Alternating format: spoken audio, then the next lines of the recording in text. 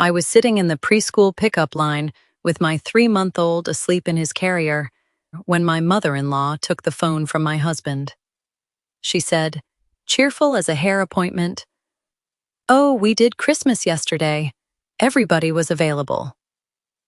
My 4-year-old was in the back seat holding a glitter card she had made for Grandma. She stopped fidgeting. She had heard everything through the Bluetooth speakers. I gripped the steering wheel and asked one question. My husband's answer included the words, "Better without you three." My daughter whispered 4 words I will never unhear. But let me start from the beginning. I appreciate you pressing play on this one. One small thing before we start. Leave me a comment and tell me, have you ever trusted someone with something important, only to discover they were working against you behind your back? Just yes or no. I read every single one, and your honesty matters more than you know. A quick note. Some details in this story have been shaped for storytelling and emotional clarity. The lesson at its core is what I hope stays with you. I was sitting in the pickup line outside Bridger Creek Preschool. My 3-month-old son asleep in his carrier and my 4-year-old covered in glitter. When my husband's family told me they had already celebrated Christmas without us. Without all 3 of us. Let me back up about 45 minutes. I pulled into the preschool lot at 3:10, with my insurance lanyard still clipped to my coat and the kind of headache you get from 4 hours of sleep and a conference call that should have been an email. I was 40 years old, 11 years married, and running on caffeine and the quiet faith that tomorrow, Christmas Eve, at my mother-in-law's ranch in Belgrade, would make up for the week I'd had. Arlo was 3 months old, asleep in his rear-facing carrier with one tiny fist curled against his cheek, making the soft whistling sound he did when he was truly out. I turned the engine off gently so I wouldn't wake him and watched the preschool doors. Cleo came out holding a construction paper card above her head like a trophy. Green crayon tree. Gold star stickers, enough glitter to qualify as a workplace hazard. She was 4.5, missing one front tooth, and utterly certain that this card was going to make her grandmother cry. "Mommy, don't bend it," she said, before I could even get the car door open. "I'm not bending it. You're holding it bendy." I took it by the edges like a piece of evidence, which, looking back, is exactly what it was. Inside, she had drawn 4 stick figures holding hands under the green tree. She had written "Merry Christmas from Cleo" in wobbly letters and pressed so hard with the marker that the paper had small tears where the eyes were dotted. "Is Grandma gonna cry when she sees it?" Cleo asked while I buckled her in. "I think she might, baby. There is a kind of glitter that never fully comes off. Not from your car seats, not from your coat, and not from your memory of the afternoon.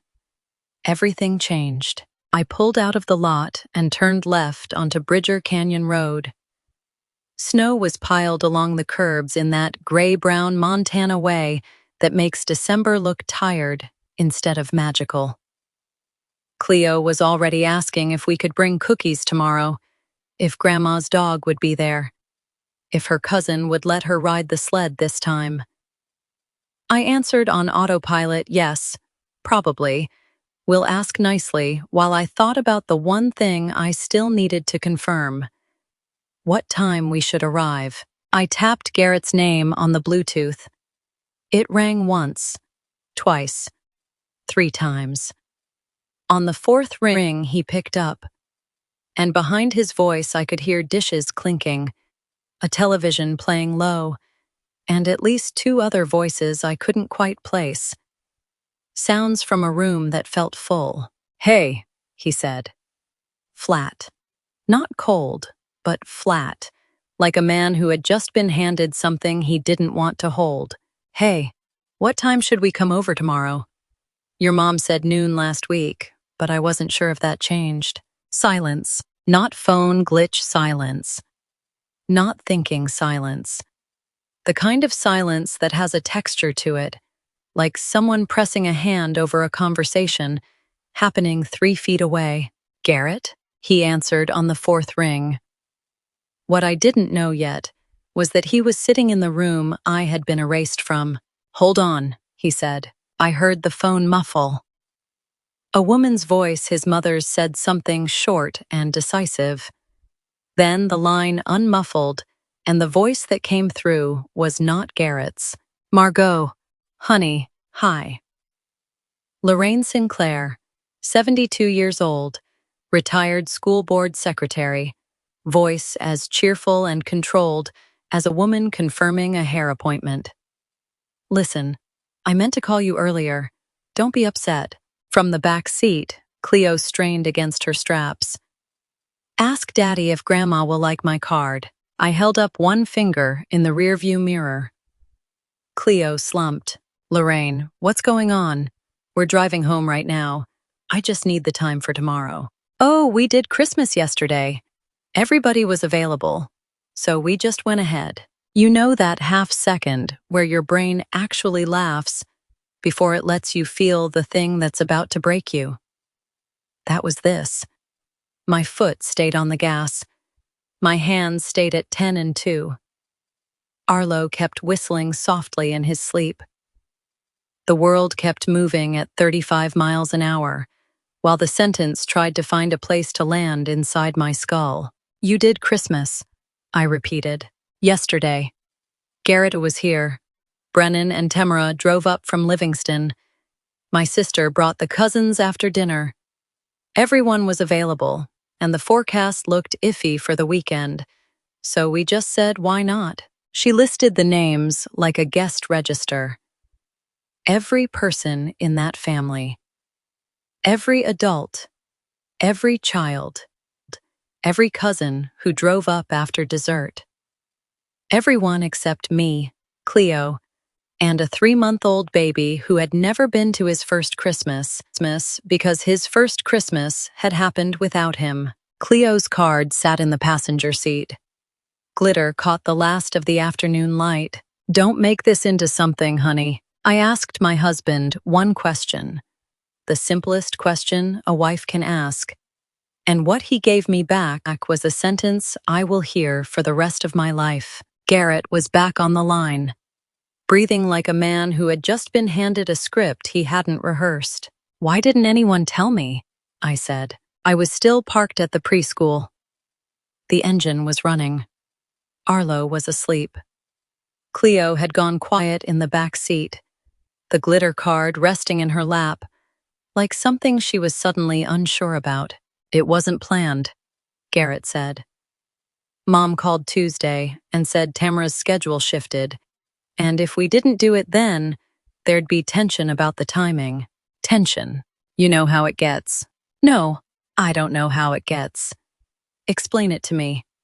What tension would there be if your wife and children showed up to Christmas? I went quiet again. I could hear Lorraine in the background saying something I couldn't make out. Her tone still breezy, still managing. Give me one example of this tension, Garrett. 1. The silence lasted 4 seconds. I counted. Then he said it. Everybody had a better time. It was better without you 3 there. You 3. Not without you. Without you 3. He included Cleo. He included a 3-month-old infant who couldn't hold his own bottle yet. His own son, who had never been to a family Christmas because his family had decided his first one should happen without him. If you have children, you already know the worst part of a terrible sentence is not hearing it yourself. It's watching your child hear it and understand exactly what it means. Cleo's hands stopped moving. She had been fidgeting with the card, opening and closing it so the glitter caught the light. And now she was perfectly still. Her eyes were on the back of my headrest, but she wasn't looking at anything. She was listening. She had heard every word through the Bluetooth speakers I had never thought to turn down.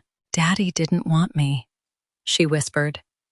So quiet I almost missed it under the heater. I turned around in my seat. I looked at my daughter. She was holding the card against her chest now, pressing it flat like she could protect it from what she had just heard. The gold stars were leaving tiny imprints on her jacket. "Good to know," I said into the phone. My voice was level, controlled, final. I hung up. For about 30 seconds, I felt wonderful sharp, righteous, clear, like someone who had just made the only correct decision available. I was going to handle this. I was going to be calm and measured and deal with it like an adult who had been married for 11 years and knew how to navigate a difficult conversation. Then Cleo asked if she should throw Grandma's card away, and every clever response I had disappeared. "No," I said. Too fast.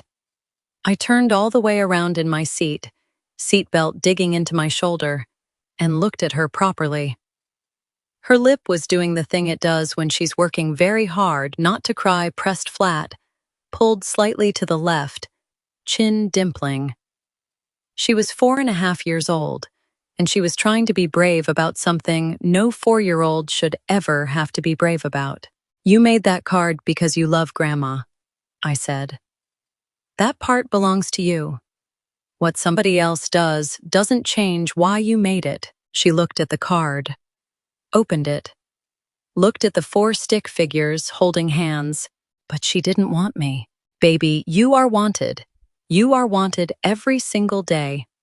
Do you hear me?" She nodded. Slow. The way children nod when they want to believe you, but the math isn't adding up yet. I drove home. 22 minutes of near silence. Arlo slept through the entire thing because that is the mercy of being 3 months old. You don't know what you've lost yet. Cleo held the card the entire drive, sometimes looking at it, sometimes looking out the window at the dirty snow along the curbs. I gripped the steering wheel so hard my knuckles ached, and I didn't let go until I pulled into the driveway, and the warmth of the house hit us at the front door like a wall. A 4-year-old decided in that moment to be more generous than every adult who had celebrated Christmas without her, and she did it with a pizza slice magnet and a bent piece of construction paper. Cleo walked straight to the refrigerator. She pulled the magnet off the one shaped like a pizza slice that Garrett had brought home from some work lunch months ago, and she pressed the card flat against the door. Green tree, gold stars, 4 stick figures, glitter already falling off the edges. "She can have it later," Cleo said. I stood in the kitchen doorway and watched my daughter give grace to someone who hadn't earned it. That night, after Cleo was asleep and Arlo had finally stopped fussing, I sat at the kitchen table with cold coffee and opened Facebook. Lorraine had posted 17 pictures from the day before, and in every single one, my husband was wearing the dark blue half-zip sweater I had hidden in the hall closet 2 weeks ago, the one I had planned to give him Christmas morning. There is a specific kind of cruelty in being erased from a family photo that everyone else got to be in. But there is a worse kind in recognizing your own Christmas present in the picture. I sat at the kitchen table with my phone tilted against the cold coffee mug and scrolled through Lorraine's album. 17 photos. She had posted them 6 hours ago with a caption that read, "Finally had the whole family together again." 3 exclamation points, a heart emoji, 42 likes. The whole family. I started at the beginning and went slowly. The way I examine a property claim at the office, not looking for what was shown, but for what was missing. Photo 1. The tree. Ornaments I had helped hang 2 years ago. The silver star Cleo had picked out at Target. Photo 2. The dining table set for 9. I counted the place settings twice. 9. Photo 3. Brennan carving a ham with Lorraine's good knife, his girlfriend Tamara Holbrook standing behind him holding a glass of red wine. Tamara was 26, a veterinary technician from Livingston, quiet and careful, and the last person on earth who would cause the tension Garrett had blamed 3 hours ago. Photo 7. Lorraine beaming at the head of the table with her sister and 2 cousins I had met once at a barbecue. Photo 11. Everyone in the living room, wrapping paper on the floor, the dog asleep on a pile of bows. Photo 14. Garrett. Have you ever wrapped a gift for someone while the person beside you already knew you would never get to give it? I had bought that dark blue half-zip sweater at a shop downtown 3 weeks earlier. I had hidden it in the hall closet behind the winter boots, tucked inside a Nordstrom bag, under a folded blanket I kept there specifically, so nobody would stumble across it. That was not a spot you found by accident. That was a spot you found by looking. I was wearing it in every photo from number 14 onward. Sleeves pushed up to his elbows in one. Collar zipped to his chin in another. Standing on the porch with Brennan. My gift. On his body. Opened at a celebration I had been cut from without so much as a phone call. I set the phone down and looked across the kitchen. Last Saturday, I had sat at this same table, wrapping Lorraine's gift a cashmere scarf and a framed photo of Cleo from her preschool portrait day. Garrett had been on the couch 10 feet away watching a football game. He had looked over once and said, "Mom's going to love that." He said it knowing I would never hand it to her.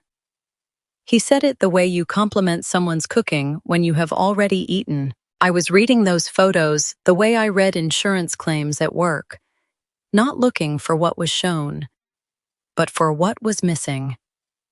And what was missing was me, my daughter, and my 3-month-old son. I picked up the coffee. Cold. Bitter. I put it back down without drinking and opened the kitchen cabinets. Not because I needed anything, but because my hands needed a task. I pulled open the drawer where I kept Arlo's feeding supplies and counted bottles, formula container, burp cloths, the small insulated bag. But the portable bottle warmer, the one I had left at Lorraine's house months ago, the one she kept on her kitchen counter, just in case the baby comes over, was not in the drawer. It was not on the counter. It was not in any cabinet I checked. The bottle warmer was gone. Not broken, not misplaced gone. Because somebody had already decided my baby would not need it at a house he was never going to visit. I sat back down. The refrigerator hummed. Through the baby monitor, Arlo's white noise machine hissed its steady static.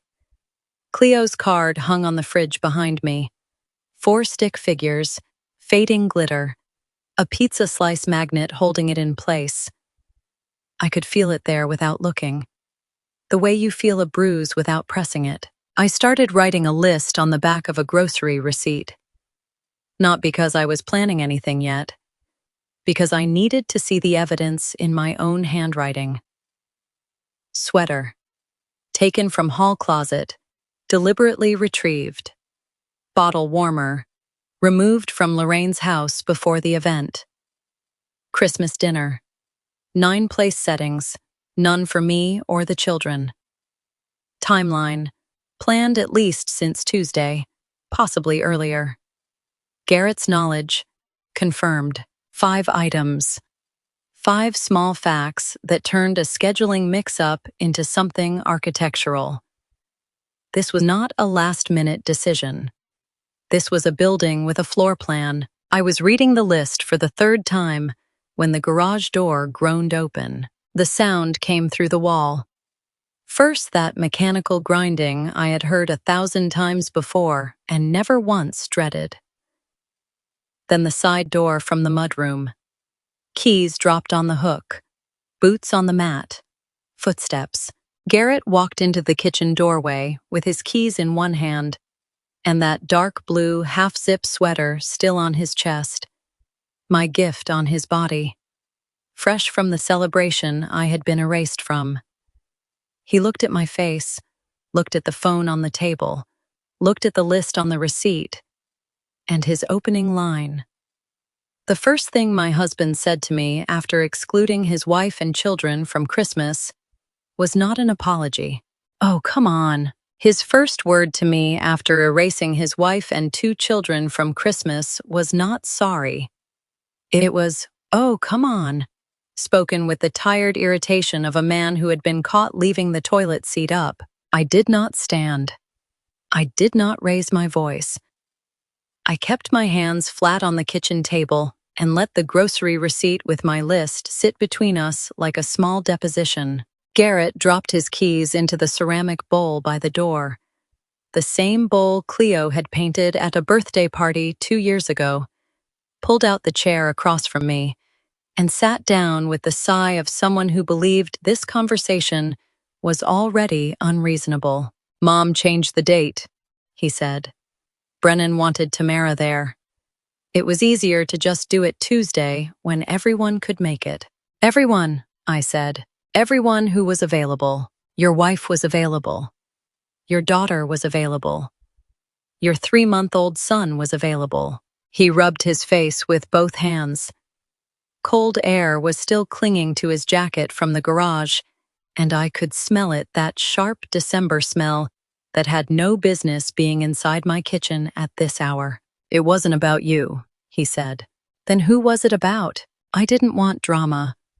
You know how it gets when everybody's in one room and Mom starts making comments and you get that look on your face. What look? The look.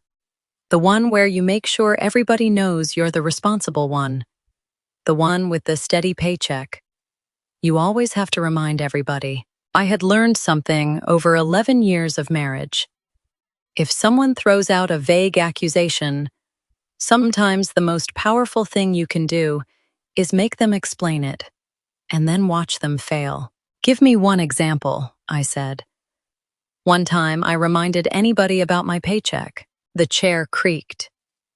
Garrett looked at the refrigerator, at the ceiling, at the dark window over the sink. Anywhere but at me. It's not one specific time, it's a vibe. A vibe. Yes, you excluded your wife, your 4-year-old daughter, and your infant son from Christmas because of a vibe. He pressed his palms against the table. The sweater, my sweater, the one I had hidden and wrapped in my head a dozen times, stretched across his shoulders, like a uniform from a country I had not been invited to. It was one day, he said. We can do our own Christmas this weekend. Cleo won't even remember. Cleo will remember, I said, because Cleo heard you. His hands stopped moving, on the phone, in the car. Through the Bluetooth speakers, she heard every word you said to me, and when it was over, she whispered 4 words. Do you want to know what they were? I didn't answer. Daddy didn't want me. There are sentences in a marriage that you know you will remember 20 years from now. Not because they were loud, but because the room went so quiet afterward that you could hear the refrigerator click on. Garrett's jaw locked. His eyes went to the table. For 3 full seconds, he looked like a man who had just been shown an X-ray of something he could not take back. Then his face rearranged itself, not into guilt, not into remorse, but into that particular brand of male discomfort that looks like anger, because feeling shame out loud is not something he was ever taught to do. She didn't understand what I meant, he said. She understood exactly what you meant. She's 4, not deaf. I was talking about logistics. You said it was better without us. A child doesn't parse logistics, Garrett. She heard better without you 3. and she decided that included her. He stood up, walked to the sink, turned the faucet on and off without filling anything.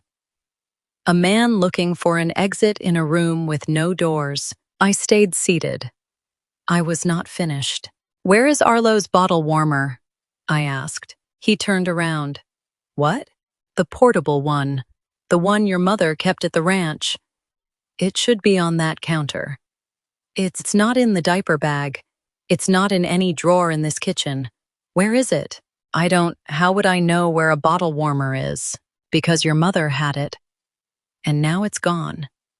It wasn't at her house when we visited last month, and it's not here. Somebody moved it before Christmas, because somebody already knew my baby would not be coming. A 72-year-old grandmother had removed her 3-month-old grandson's bottle warmer from her kitchen before a party he was never going to attend. And nobody thought I would notice. Garrett opened his mouth, closed it, opened it again. He looked like a man trying to swallow a sentence sideways. "You're reading into things," he said. But his voice had dropped half a register, the way it always did when he knew the ground was shifting. "Am I? Mom probably just cleaned out a drawer. Before Christmas. A drawer with your infant son's feeding supplies. The week she happened to schedule a celebration without him. I had no answer for that." He stood at the sink with the water off, staring at his own reflection in the dark window, and I watched the last of his excuses run out of oxygen. My phone buzzed against the table. I glanced down.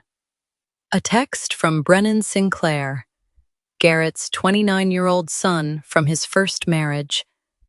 A wildland firefighter who lived in Livingston and who had never once sent me a message that was not about a birthday or a football score. It said, "I'm sorry about yesterday.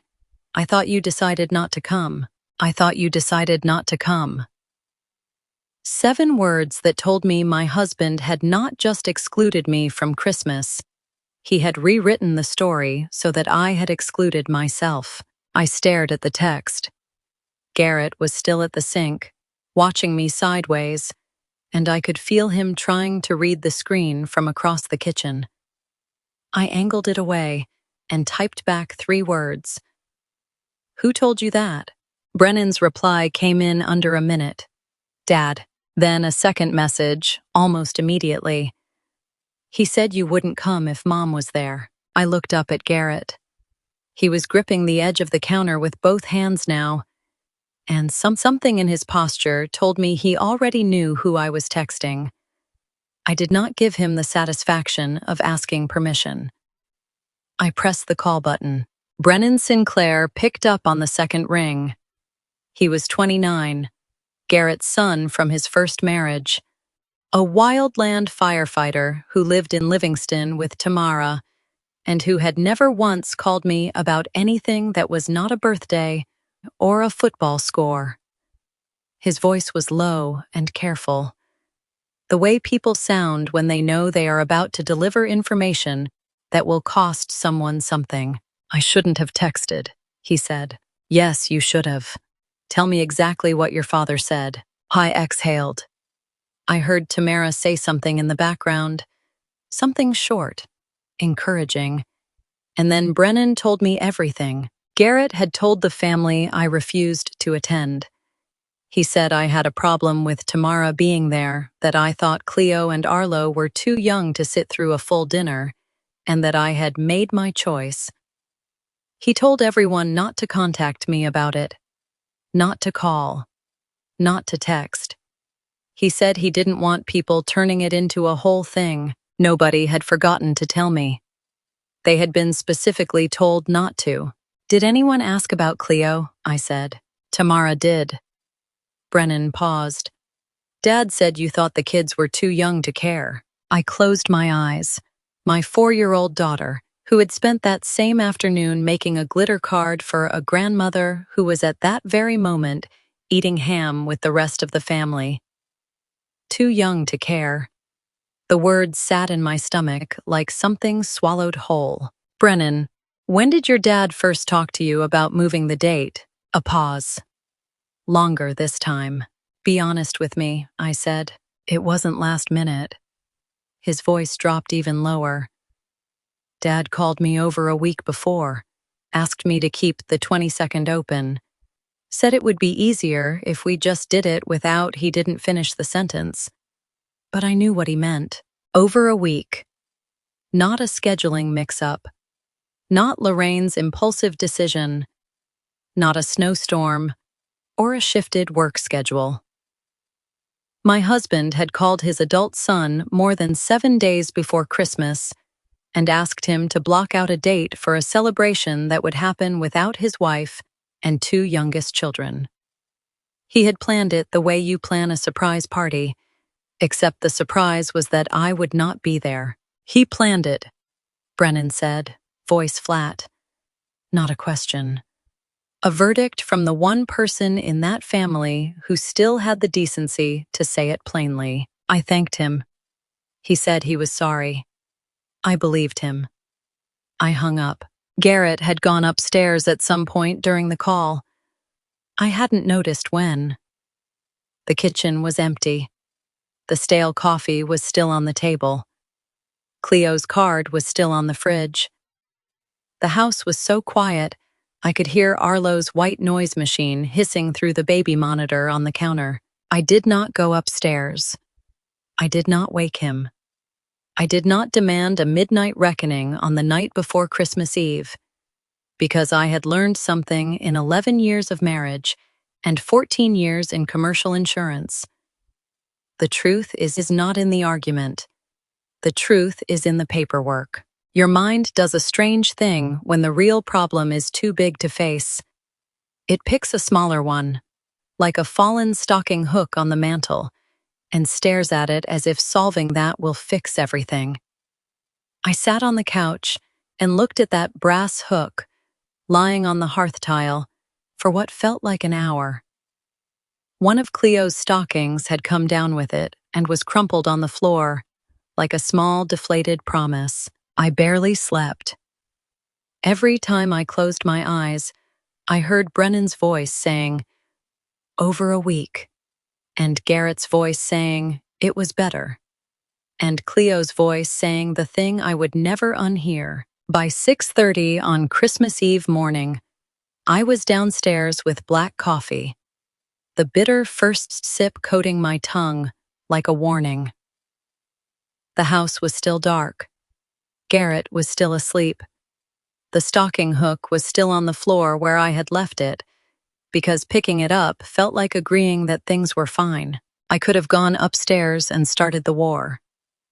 Instead, I did what I do for a living. I decided to look at the paperwork first. The refinance was scheduled for December 26th at Valley Federal Credit Union. I was a co-signer. My name was on that loan. And something about the way Garrett had handled the last 2 days, the secrecy, the lies, the surgical precision of it all, made me want to see those numbers before I saw his face again. I picked up my phone and called the credit union. What I found in that loan file made the Christmas lie look like a warm-up act. I spent the first hour of Christmas Eve trying to convince myself that my husband was merely a coward and not something worse. For 60 minutes, I almost believed it. The coffee maker gurgled behind me while I stood at the counter running the same argument on a loop. The roof was real. The water stain spreading across Lorraine's hallway ceiling was real. A 72-year-old woman living alone in a ranch house with a leaking roof in a Montana winter deserved help, regardless of what her son had done at Christmas. I had agreed to co-sign a refinance for $95,000 to cover the repair. And a promise was a promise, even when the people around it turned ugly. I told myself I could be furious and still keep my word. I told myself that separating the Christmas betrayal from the financial agreement was the mature thing to do. I told myself this while staring at the fallen stocking hook on the mantel, the one that had come loose in the night and taken Cleo's stocking down with it. The stocking lay crumpled on the hearth tile, like a small deflated flag of surrender. And I had not picked it up because picking it up felt like agreeing that things were normal. That is what your mind does when the real problem is too large. It picks a stocking hook on the floor and treats it like an engineering crisis. Because solving small things feels like control when the big things have already slipped away. At 8 o'clock, I stopped negotiating with myself and picked up the phone. I called Valley Federal Credit Union. The automated system routed me through 2 transfers before a woman answered, Colleen Emerson, senior loan officer, mid-50s from the sound of her voice, and careful in the way that professionals are when they suspect they are about to deliver bad news. I'm calling about the refinance scheduled for the 26th, I said. I'm a co-signer. I'd like the final loan package emailed to me. A pause. Not a long one, but I work in commercial insurance. I have spent 14 years listening to pauses. You haven't received it? Colleen asked. No, I see. Another pause. Keyboard clicks. We sent the preliminary documents to the primary borrower in early December. The final package was generated last week. I can certainly send it to your email on file. Please, more clicking. Then Colleen said something that changed the temperature of the entire call. Mrs. Sinclair, I should mention we did try to reach the secondary contact number on file several weeks ago to verify a few details about the loan structure. Insurance, you know the sound. That particular pause a professional when they realize the person on the other end of the line does not know what they should know. Colleen Emerson was making that pause right now, and she was making it carefully. What number do you have? I asked. She read it back. Area code 406. 7 digits I did not recognize. That's not my number, I said. The pause. This time was longer. I could hear Colleen breathing, choosing her next words the way a surgeon chooses an incision point. The secondary contact was updated in our system on November 14th, she said. The change was requested by the primary borrower, November 14th, 6 weeks ago. 6 weeks before the signing, my husband had walked into that credit union or called or logged in. It didn't matter, and replaced my cell phone number with his own. He had rerouted the bank's ability to reach me about a loan that carried my name, my credit, and my signature. This was not about Christmas anymore. My husband had not just lied to his family about a holiday dinner. He had quietly rerouted the bank's phone calls, so I would never find out what he was borrowing in my name. I sat down at the kitchen table. Arlo fussed upstairs a brief cry. Then the white noise machine covered it, and he settled. Garrett was still asleep. The Christmas lights I had strung along the kitchen window 2 weeks ago blinked red and green against the gray morning. And for a moment, the whole scene looked so absurdly festive that I almost laughed. Colleen, I said, please send me everything, the full loan package, every page. I'll have it to you within minutes. Thank you. I hung up and set the phone on the table. My hands were steady. My breathing was even. I put on my reading glasses, the ones I kept in the junk drawer, because I was 40 and still pretending I didn't need them, and opened my laptop. I could have gone upstairs. I could have shaken Garrett awake and demanded to know why he had changed my number on a federal loan document. I could have started the war right there on Christmas Eve morning, with 2 children sleeping above us and a stocking still crumpled on the hearth. Instead, I waited. Because I have spent my career reading the fine print before raising my voice, and whatever was in that loan file deserved the same discipline. The email arrived at 8:23 a.m. 1 attachment. PDF, 47 pages. I clicked it open and went straight to the loan summary on page 3. The coffee was still warm in my mug. The Christmas lights were still blinking. Cleo's card was still on the fridge behind me, with its 4 stick figures and its fading glitter. The number at the top of the page was not $95,000, $158,000.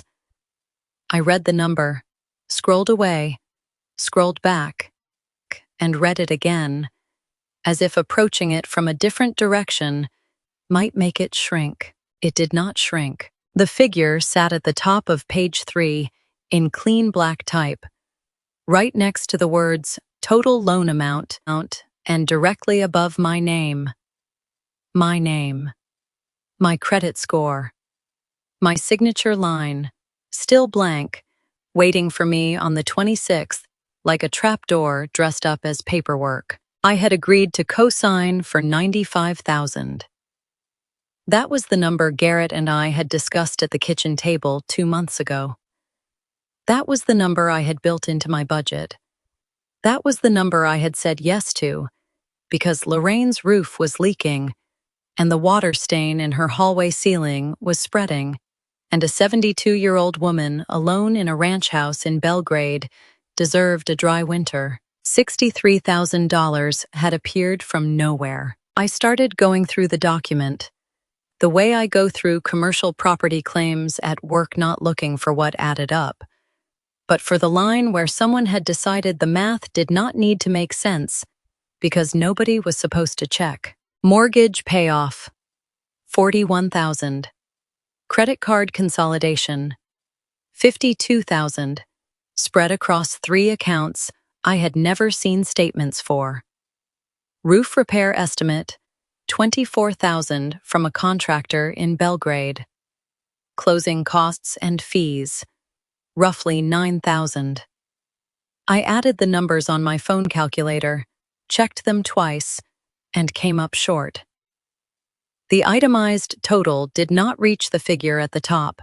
I called Garrett. He answered on the 6th ring, voice thick with sleep, as if the most natural thing in the world was to be unconscious at 8:30 on the morning after you had been caught lying about Christmas. Why is the refinance for $158,000? I said. What are you talking about? The loan. I have the documents open in front of me. The total is $158,000. We agreed to $95,000. A pause. The sound of sheets shifting. Then the voice changed, not louder, but tighter, the way a rope sounds when weight is added. There's debt consolidation in there, he said. Mom has some credit cards. I can see the credit cards, $52,000. That still doesn't get us to $158,000. I don't know the details off the top of my head. It's Christmas Eve. Yes, Garrett. Numbers still work on holidays. Have you ever scrolled through a financial document on Christmas Eve morning while the person responsible for it told you that you were ruining the holiday by reading it? There is a particular flavor of rage that comes from being called unreasonable by the person who created the problem. It tastes like cold coffee and control. You're looking for reasons to blow this up, he said. No. I'm looking at a document with my name on it. A document I was never sent. A document tied to a phone number that is not mine. I'm reading it. That's all I'm doing. Silence. I could hear him breathing. Somewhere upstairs, Arlo let out a short cry and then settled. The white noise machine hissed through the baby monitor like static between stations. I kept scrolling. Mortgage payoff, credit cards, roof estimate, fees, and then, on page 7, buried between the contractor disbursement and a title insurance line item, one entry I had not seen before. Cash out to borrower, approximately $32,000. I stopped scrolling. I read it again. Cash out. $32,000 in cash. Disbursed directly to the borrower at closing. Not allocated to the roof. Not assigned to any debt. just money extracted from the equity of Lorraine's ranch and placed into her hands like a withdrawal from an ATM the size of a house. What is the 32,000 for? I said. What? Page 7. Cash out to borrower. $32,000. What is it for? The pause was longer this time. Long enough for me to hear the refrigerator click on downstairs and Cleo's card shift slightly against its magnet. The glitter catching the Christmas lights. She's 72, Garrett said. She needs reserves, a cushion, in case something else comes up. A $32,000 cushion. For a woman who could not afford the payments she already had funded by a loan that carried my name, my credit, and a signature I had not yet given. Then why didn't anyone tell me? I asked. Because I knew you'd react like this. Like what? Like a person who reads a loan document? Like somebody who has to control everything. Garrett, wanting to know what I'm signing is not control. It's literacy. He exhaled. Long, theatrical. The sigh of a man who believed the conversation was the crime and not the thing that started it. I have to go, he said, and hung up.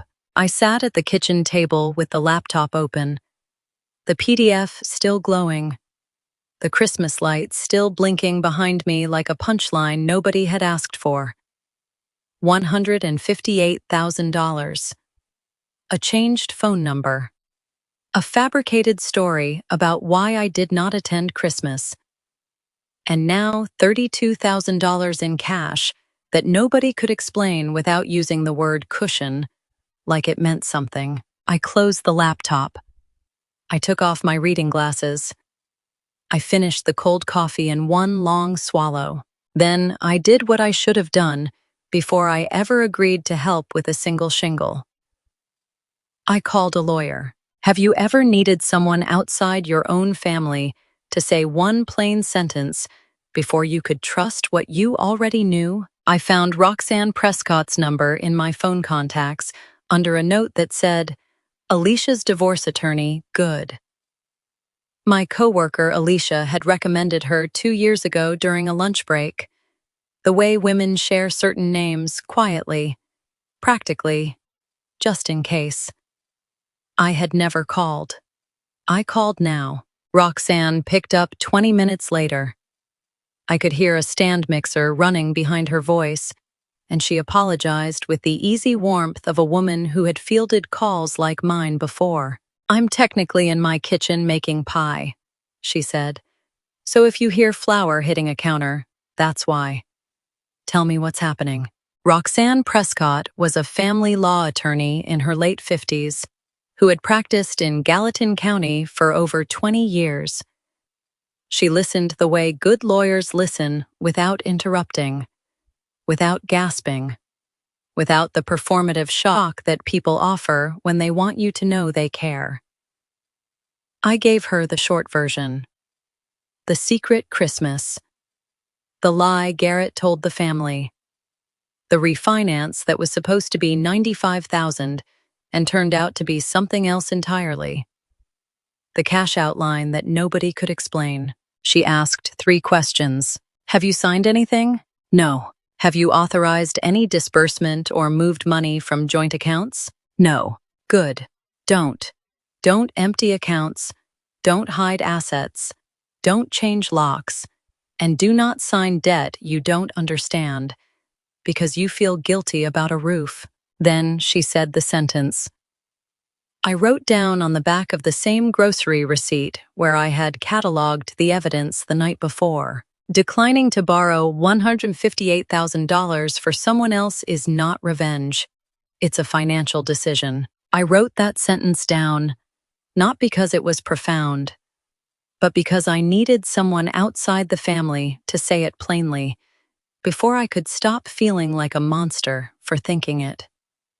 For 2 days, I had been carrying the weight of Lorraine's leaking roof, alongside the weight of what her son had done, as if the two were connected, as if refusing one meant I was punishing the other. Roxanne separated them in 11 words. You can be generous on your own terms, she said.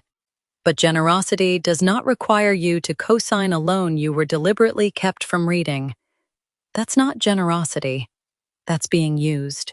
The mixer stopped. I heard her set something down. "Call me after Christmas if you need next steps," she said. "And eat something. You sound like you haven't eaten since yesterday." She was right. I had not. I hung up and stood in the kitchen for a long time, looking at the stove I had planned to spend the afternoon using. I had bought a ham. I had bought scalloped potatoes and green beans and the slivered almonds Cleo liked to pick off the top. I had planned the whole spread because that is what you do on Christmas Eve when your family is together and things are normal. Instead, I pulled a can of Campbell's tomato soup from the pantry and a block of cheddar from the fridge. Grilled cheese and soup. The meal you make when you are 9 years old and homesick from school, or when you are 40 and your marriage is falling apart, and a full Christmas dinner feels like a lie you are not willing to cook. I had planned ham, scalloped potatoes, green beans with almonds, the whole spread. Instead, my 4-year-old and I sat at the counter, eating Campbell's tomato soup on Christmas Eve. And somehow it was the most honest meal I had cooked in months. Cleo dipped the corner of her sandwich into the soup and watched it drip. Arlo sat in his bouncer near the table, making the small cooing sounds he made when he was content and fed and completely unaware that anything in the world was wrong. "Can Arlo have grilled cheese?" Cleo asked. "Not yet, baby. He's still on milk." "That's boring." "It is." She ate the crust, which she usually refused. She kicked her feet against the counter stool in a rhythm that had no pattern. She looked at me with the directness that only 4-year-olds and judges possess. "Will Santa still know where we are?" The question landed softly, the way snow lands.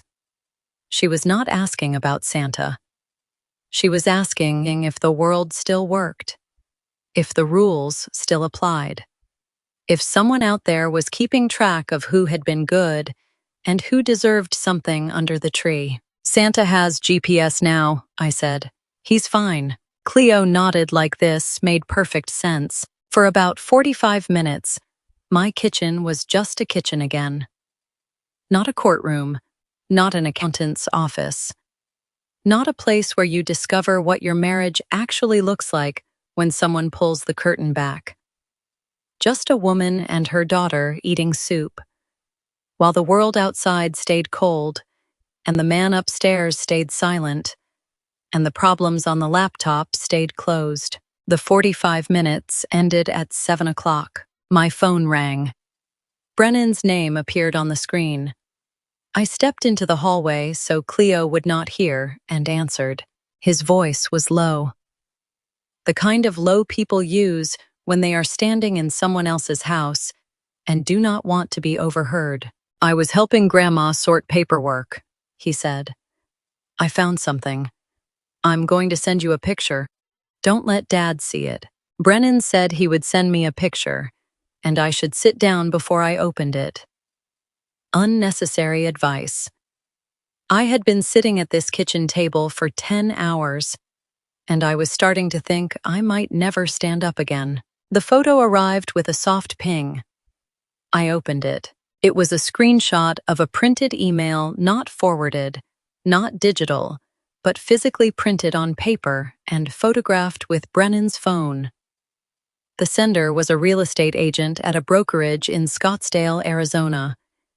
The subject line read, "Seasonal condo reservation confirmation." The body was short and professional. A 2-bedroom unit in a gated community, available for seasonal purchase, with a required reservation deposit to hold the property through January. The deposit amount was $32,000. I set the phone down. I opened my laptop. I pulled up the loan PDF that had been sitting in my inbox since that morning and scrolled to page 7. Cash out to borrower approximately $32,000. 2 documents, 2 screens. one number appearing on both like a signature written in identical ink on two different lies. "Where did you find this?" I asked Brennan, who was still on the line, still whispering. "In the stack she asked me to organize." She had a pile of mail and bills on the desk in the spare room. It was between two electric bills, like she was trying to bury it. Between electric bills, I almost missed it. But the paper felt different, thicker, like it came from a nicer printer. So I looked. I stared at the photo on my phone. A seasonal condo in Scottsdale. A warm place to spend winters. The kind of thing a 72-year-old woman, living alone in a Montana ranch house, might dream about, and the kind of thing she could not afford without extracting $32,000 from a loan that carried someone else's name. The cash out was not a cushion. It was a down payment, and the roof, the leaking, water-stained, genuinely damaged roof, was the story they wrapped around it so I would sign without asking questions. "There's something else," Brennan said. I could hear him breathing. I could hear Lorraine's television playing in another room, a Christmas movie. Voices bright and seasonal. Laugh tracks rolling through a house built on paperwork I was never supposed to see. At the bottom of the email, there's handwriting. I zoomed in. The photo was slightly blurry at the edges, but the bottom margin was clear enough. 3 lines in blue ballpoint, written in Lorraine's careful school board secretary penmanship. I had seen that handwriting on birthday cards, grocery lists, and the Christmas tags she attached to presents with curled ribbon. It said, "Garrett says Margaux will sign after Christmas." There are moments in a marriage when you stop wondering whether something was a misunderstanding and start understanding exactly what it was. This was the moment the wondering stopped. Garrett says Margaux will sign after Christmas. Not before. After. Because before Christmas, I might have read the documents.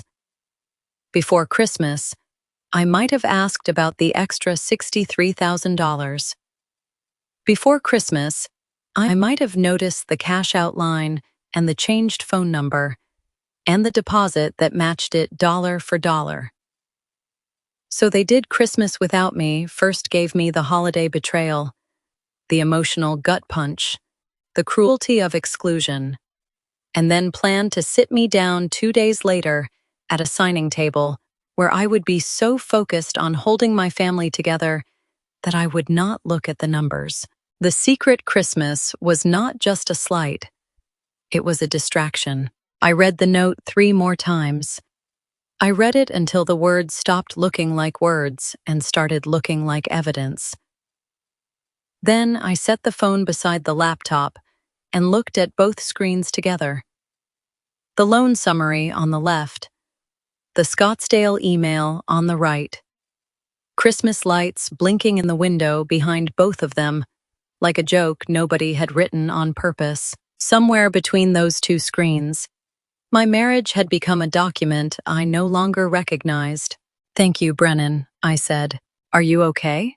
"No. But I know what I'm looking at now, and that's better than okay." He said to call if I needed anything. I believed him. I hung up and sat in the silence of my kitchen on Christmas Eve, listening to Arlo's white noise machine hissing through the monitor and Cleo's even breathing from the room down the hall. My children were asleep. My husband was not home. And I had 2 documents in front of me that proved the people I had trusted most had built a financial plan around the assumption that I would not read the fine print. The side door opened. Cold air pushed into the kitchen from the mudroom. I heard boots stamping on the tile mat, the rustle of a paper bag, keys hitting the hook. Garrett walked through the doorway carrying a bag from his mother's house leftovers, probably from the Christmas dinner I had not attended. He stopped when he saw me. His eyes went to the laptop, then to the phone propped beside it, then to my face. I turned the phone screen toward him so he could see the Scottsdale email clearly. The deposit amount, the agent's name, and at the bottom, in his mother's handwriting, the sentence that contained his name and mine, and the word sign, arranged in a order that left no room for misunderstanding. "Merry Christmas, Garrett," I said. "Tell me about Scottsdale."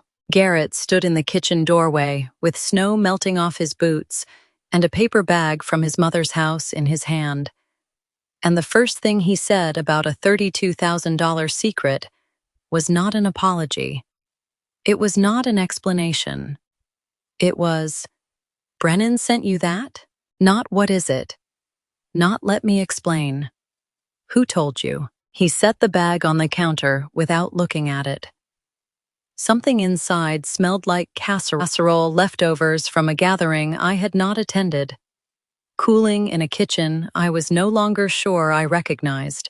"Brennan isn't the problem," I said. "He had no business going through Mom's papers.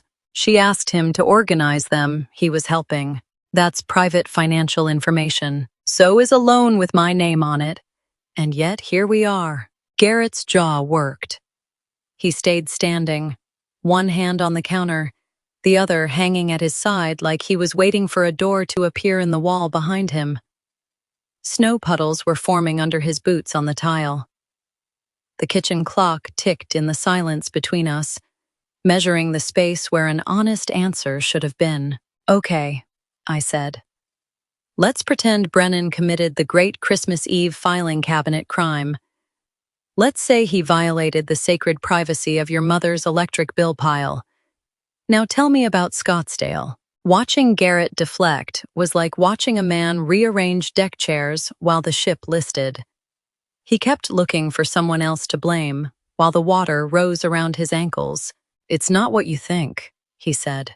"Then tell me what it is." "Mom has always wanted to spend part of the winter somewhere warm. Dad talked about it for years before he died. A little place she could go to in January and February, when the ranch gets too cold and the driveway freezes over, and she's out there alone." He pulled out the chair and sat. Finally. His hands went flat on the table, then withdrew to his lap, then came back to the table again, as if he could not decide whether to be open or guarded, and kept switching between the two. "She's 72, he said. "She's been alone since Dad died. She deserves something nice." I let him finish. I let the sentence hang in the kitchen air alongside the smell of someone else's casserole and the faint hiss of Arlo's white noise machine through the baby monitor. Then I said the thing he did not expect. "I agree." His eyes came up. "Your mother deserves something nice. She deserves a roof that doesn't leak. She deserves warm winters. She has earned every one of those things." He exhaled.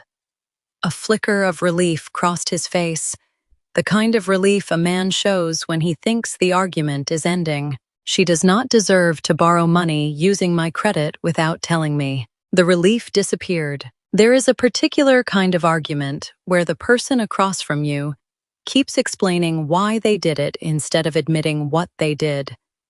And the longer they explain, the smaller they get. "The deposit matches the cash outline," I said. "Dollar for dollar." The loan was inflated to fund a condo purchase that nobody told me about. My name is on that loan. My credit score is collateral. And the phone number on the account was changed to yours 6 weeks ago, so the credit union could never reach me to verify what I was supposedly agreeing to. Garrett's hands went still, and at the bottom of that email, in your mother's handwriting, it says you told her I would sign after Christmas. I paused. After, not before, because before Christmas, I might have read the documents. He said nothing. The secret Christmas wasn't just about keeping things peaceful, was it? It was about timing. You needed me off balance. You needed me so focused on holding the family together that I wouldn't look at the numbers. The clock ticked. Arlo's machine hissed. Somewhere down the hall, Cleo shifted in her sleep, and her bed frame creaked once.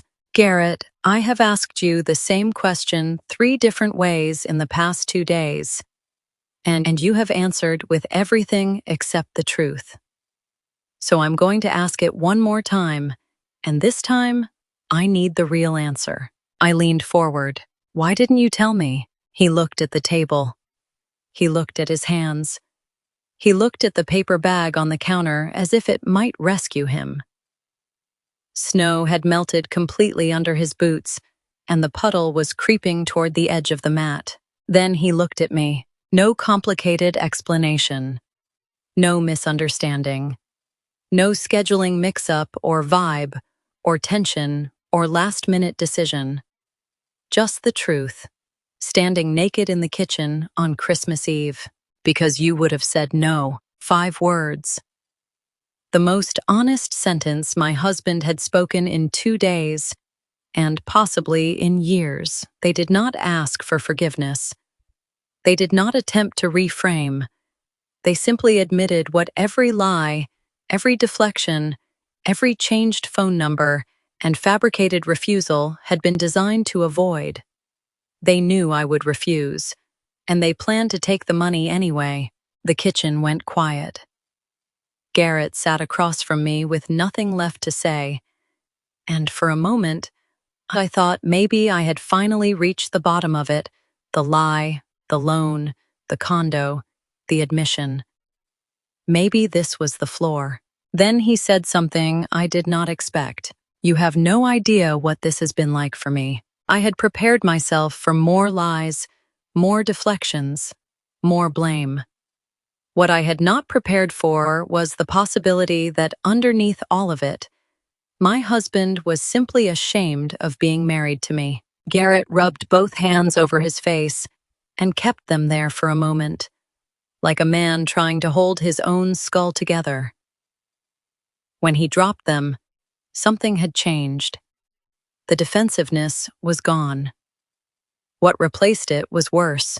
Every time Mom needs something, he said, she calls me. And what do? I come ask you. The furnace, the property taxes, the driveway paving. Every single time, I walk into this kitchen and I ask my wife for money because I don't have enough of my own. His voice cracked on the last word. Not dramatically, just a hairline fracture, the kind you hear in a wall before it settles. You pay more of the mortgage. You've got the retirement account. You've got the credit score that got us this house. Everybody knows it. My mother knows it. Brennan knows it. He gestured around the kitchen at the countertops, the appliances, the Christmas lights I had strung, the refrigerator with Cleo's card still hanging on it, as if the house itself were evidence. After the landscaping company went under, people looked at me differently. Mom's friends, the guys I used to bid jobs with. Even Brennan, he doesn't say it, but I can see it. I wanted one night where I could sit with my family and not feel like I was there because my wife let me be. I remembered Lorraine's Thanksgiving joke. Good thing somebody in that house knows how to bring home a steady paycheck. Everybody had laughed. Garrett had too. But I remembered his jaw tightening, and I had filed that moment under things mature wives pretend not to notice. Had I taken over? The bills, the taxes, the insurance, the decisions about which contractor to hire and which account to pull from. I had. Not because I wanted control, because someone had to. And Garrett had stopped reaching for the wheel 5 years ago. But maybe the fact that I never handed it back was its own kind of damage. I'm not excusing it, he said, as if reading the exact thought crossing my face. Good. Because what you just described is your pride. And your pride cost your daughter a Christmas. Before I tell you what he said next about Cleo and Arlo, are you still with me? Comment whether you think Garrett is lying to gain sympathy or finally telling the truth. And add one reason why. A quick note. Some details ahead are adapted for storytelling to deepen the emotional impact. The message behind them is what matters. Fine, I said. You were angry with me. You were embarrassed. You wanted to feel like the old Garrett for one night. I can hear that. Now explain Cleo. Explain Arlo. His expression changed. The vulnerability from 30 seconds ago retreated behind something harder, not anger, but the particular discomfort of a man who knows the next sentence will define him and cannot find a version of it that sounds acceptable. Mom thought bringing the kids without you would raise questions. The word landed between us like a coin dropped on marble. Simpler, I repeated. There are sentences you hear in a marriage that you know you will remember 20 years from now. Not because they were cruel, but because they were true in a way that rearranges the furniture inside you. Simpler was one of mine. If Cleo showed up without me, people would ask where I was. And if people asked where I was, you'd have to explain the lie you told everyone that I chose not to come.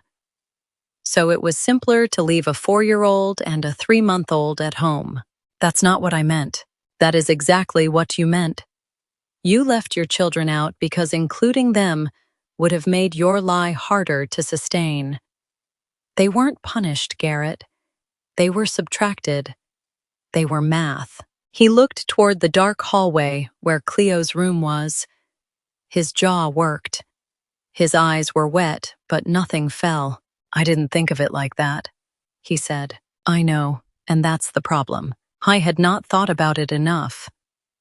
And that was worse than thinking about it too much, because it meant his children were not even a factor in the calculation. They were not excluded with malice. They were excluded with indifference, the kind of indifference that comes from a man so consumed by his own humiliation that his daughter's Christmas card and his infant son's first holiday simply did not register as costs. The casserole from Lorraine's bag sat untouched on the counter, cooling in a kitchen that had become a courtroom. The clock ticked. Arlo's machine hummed. The Christmas lights blinked behind me with the steady, idiot rhythm of a world that did not care what was happening inside this house. Garrett was still looking toward the hallway when my phone rang. Not a text, a call. I looked at the screen. Tamara Holbrook. Brennan's girlfriend, the veterinary technician from Livingston, who had been at the secret Christmas. The woman whose presence Garrett had blamed for the tension that supposedly kept me away. Garrett saw the name and said one word. Don't. That made the decision for me. I answered. Of all the people I expected to become my ally on Christmas Eve, my stepson's girlfriend was not on the list. But nothing that week had gone according to any list I had made. I walked into the living room, away from Garrett, and pressed the phone to my ear. The Christmas tree stood dark in the corner. Nobody had plugged it in today. Brennan told me, Tamara said. No preamble, no small talk.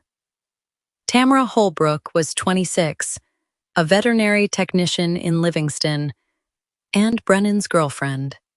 She had the voice of a woman who had just learned she had been used as a prop. Garrett told me you refused to come if I was there. He said it was your decision. If I had known you and the kids were deliberately cut out, I would not have walked through that door. I believe you, I said. And I meant it. I want you to know I did not choose to sit next to your husband at dinner. Lorraine moved 3 chairs before we sat down.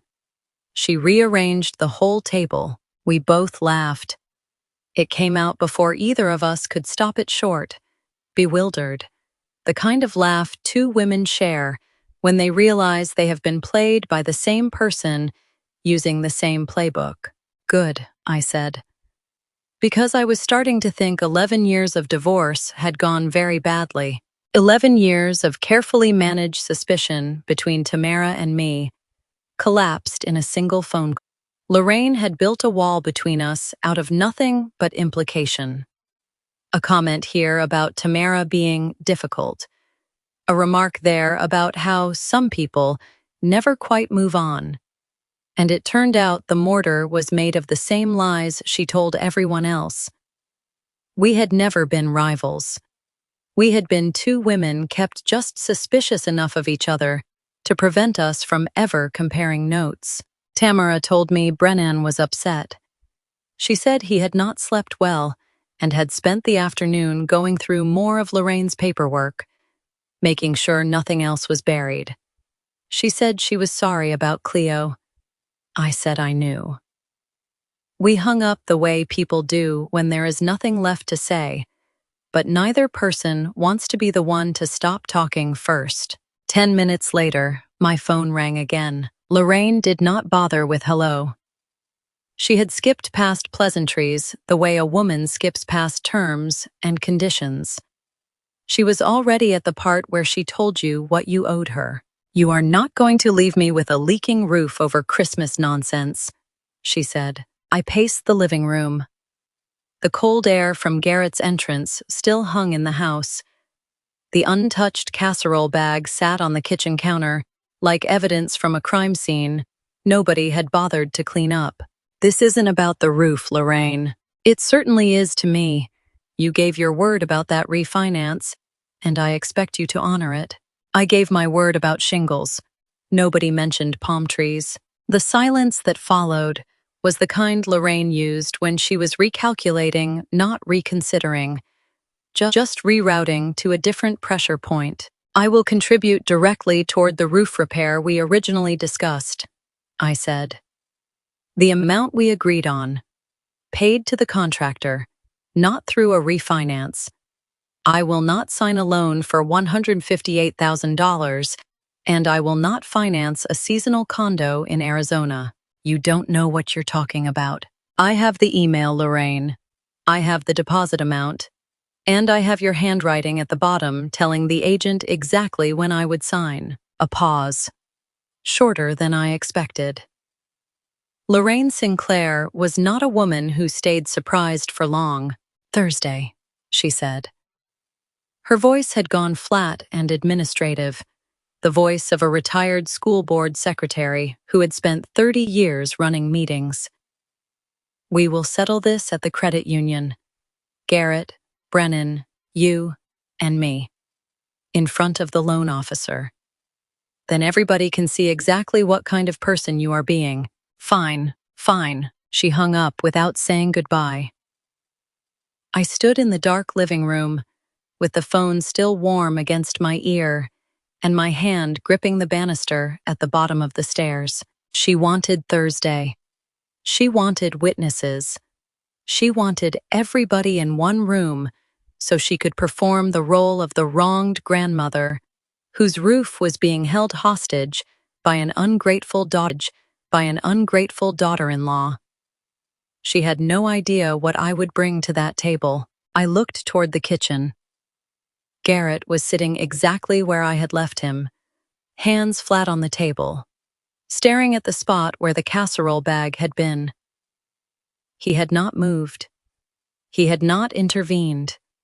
He had not picked up a single phone to defend me or contradict his mother, or do anything at all, except sit and wait for the storm to pass over him. "You're going to embarrass my mother," he said. I looked at him for 1 second. Not with anger, not with contempt, with the particular clarity that comes when you realize the person across from you is still worried about the wrong thing. Then I walked upstairs and pulled the overnight bag from the top of the closet.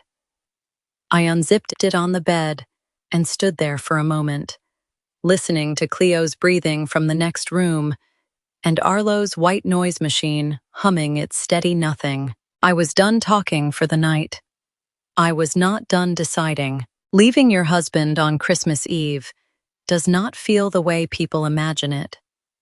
There is no dramatic music, no sudden clarity. Just the sound of a zipper and the question of whether you packed enough diapers. I moved through the house the way I moved through claims at work systematically, one room at a time. No wasted motion.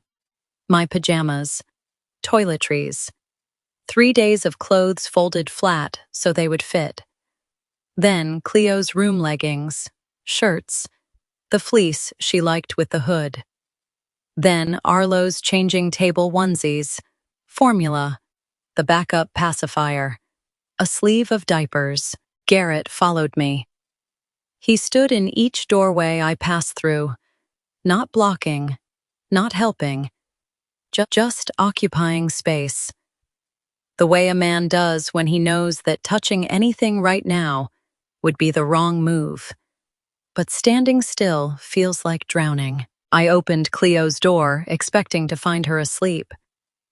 She was sitting up in bed with her stuffed rabbit in her lap, watching me with the wide, alert eyes of a child who had learned over the past 2 days that adults sometimes rearrange the world without warning. "Are we having a sleepover at Auntie Simone's?" she asked. I had not told her where we were going. She had decided for herself, the way 4-year-olds decide things with the logic of someone who knows exactly 3 safe places in the world and picks the one that is not this house. "Yes, baby, get your shoes." She climbed out of bed. She did not cry. She did not ask why. She put on her shoes, picked up the rabbit, and walked toward the stairs like a child who had already learned that sometimes you just have to bring your shoes and go. At the bottom of the stairs, she stopped. Should I bring Grandma's card? The card.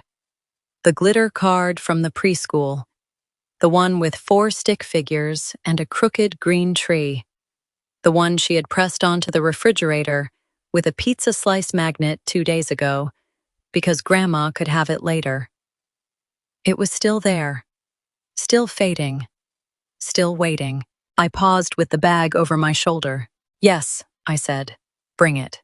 Cleo walked to the refrigerator, peeled the card off carefully, holding it by the edges the way I had taught her, and tucked it inside her jacket against her chest. Glitter fell on the kitchen tile, like evidence from a crime scene nobody was going to clean up tonight. I lifted Arlo from his crib. He fussed for 3 seconds, then settled against my shoulder with his fist curled near his mouth. His carrier was by the front door.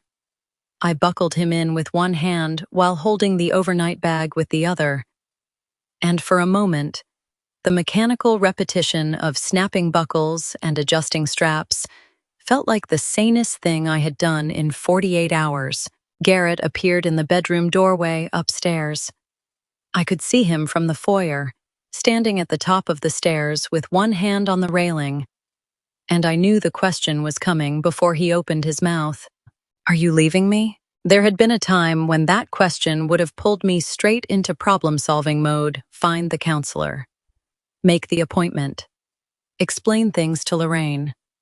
Fix Christmas. Fix him.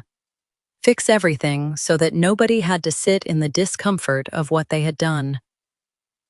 That time was over. "I need a little time," I said, "where nobody explains to me why something I saw with my own eyes didn't happen." He came down 3 steps. "It's Christmas Eve." "Yes, it is." "Where are you going?" "Somewhere quiet." "When are you coming back?" I looked at him. He was standing on the stairs in the dark blue sweater, my sweater. The one I had hidden. The one he had opened at a party I was not invited to, and he was asking me when I was coming back, as if the question were about logistics and not about 11 years of a marriage I had just watched collapse in real time. "For once, Garrett," I said, "figure out what you did without asking me to fix it." I picked up the carrier. I picked up the bag. Cleo walked ahead of me to the car with the rabbit in one arm and the card pressed against her jacket with the other. The cold hit us at the front door sharp.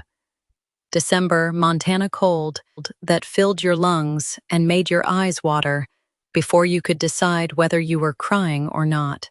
I buckled Cleo in. I secured Arlo's carrier in the base. I got behind the wheel and started the engine and pulled out of the driveway without looking at the house. The highway was empty. The sky was full of stars, the kind of Montana sky that makes you feel very small, which was fine, because feeling small was better than feeling invisible. I drove 40 minutes south toward Livingston.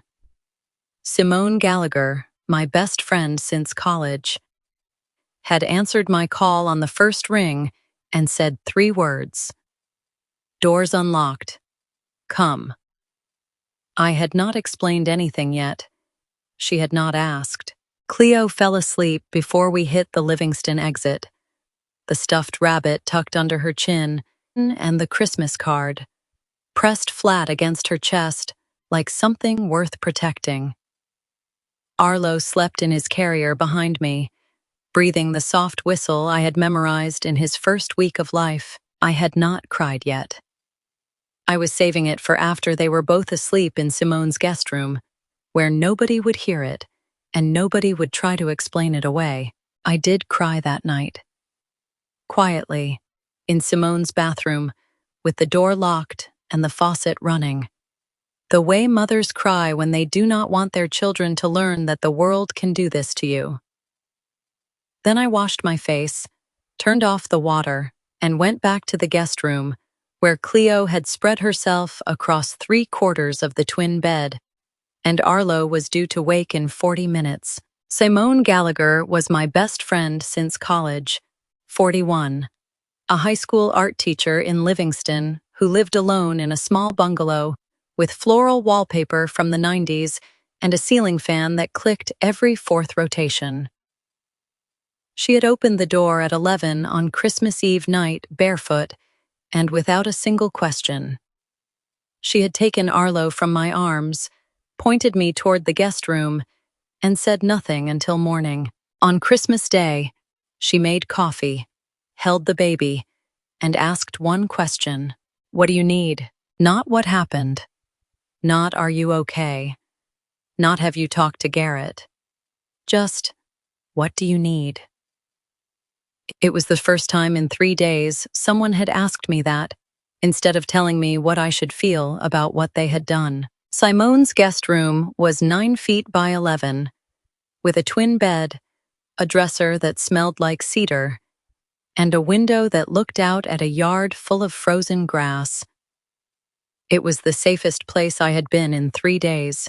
I spent Christmas afternoon at Simone's kitchen table. Cleo sat on the living room floor, drawing with borrowed crayons while Arlo napped in his carrier on the counter. I spread everything out. The text messages from Garrett confirming I was still planning to attend, time-stamped days before the secret celebration. The lone PDF with the inflated figure on page 3. The Scottsdale email photo with Lorraine's handwriting at the bottom. The timeline I had written on the back of the grocery receipt, now creased from being folded and unfolded a dozen times. I organized the papers into a folder. The kind of manila folder I used at work for property claims that required a meeting with the adjuster. I wrote nothing on the tab. The contents spoke for themselves. Roxanne Prescott's sentence kept circling through my head. Declining to borrow for someone else is not revenge. It is a financial decision. I held on to that distinction, the way you hold on to a handrail on a steep staircase, not because it was interesting, but because letting go meant falling. There is a difference between going into a room to prove someone wrong and going into a room to protect yourself. If you have ever confused the two, you know how much harder the second one is, because it requires you to stop caring whether they agree with you. I was not going to the credit union to win an argument. I was going to make a financial decision. That was all. Garrett had not called. He had not texted. Christmas Day passed in Simone's bungalow with borrowed crayons and black coffee and Arlo's 3-hour feeding schedule. And the silence from Bozeman was louder than any argument would have been. On the morning of December 26th, I kissed Cleo on the forehead while she slept, told Simone I would be back by noon. and drove 40 minutes north toward Bozeman with the manila folder on the passenger seat and Simone's strong coffee still burning in my stomach. The credit union looked exactly like the kind of place where nobody should be having a family showdown. Gray carpet, beige walls, a fake poinsettia on the receptionist's desk with one silk petal bent sideways. Behind the counter, a Keurig machine was making sounds that suggested it was working through its own personal crisis.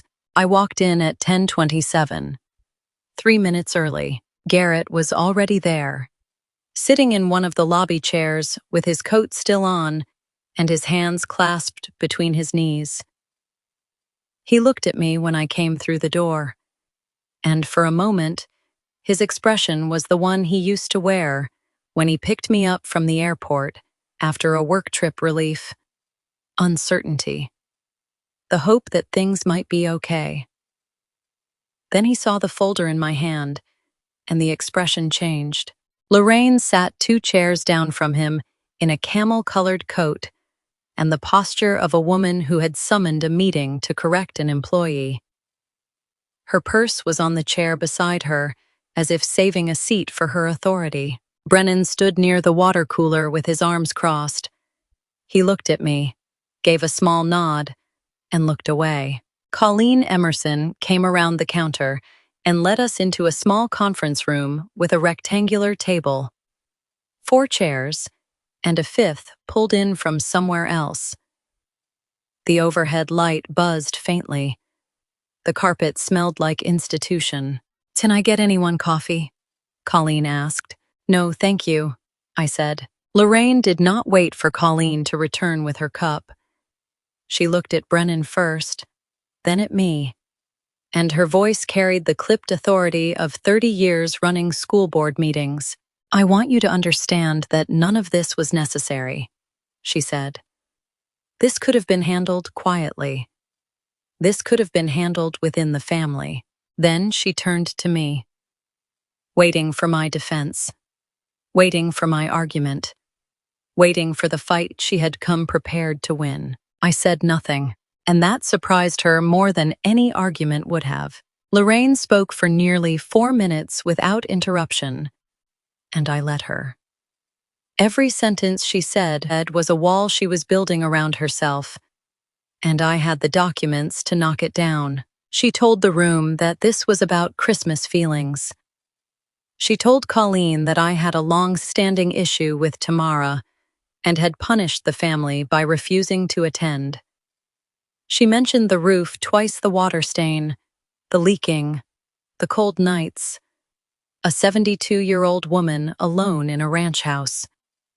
She did not mention Scottsdale. She did not mention the deposit. She did not mention the number on the loan she was asking me to sign.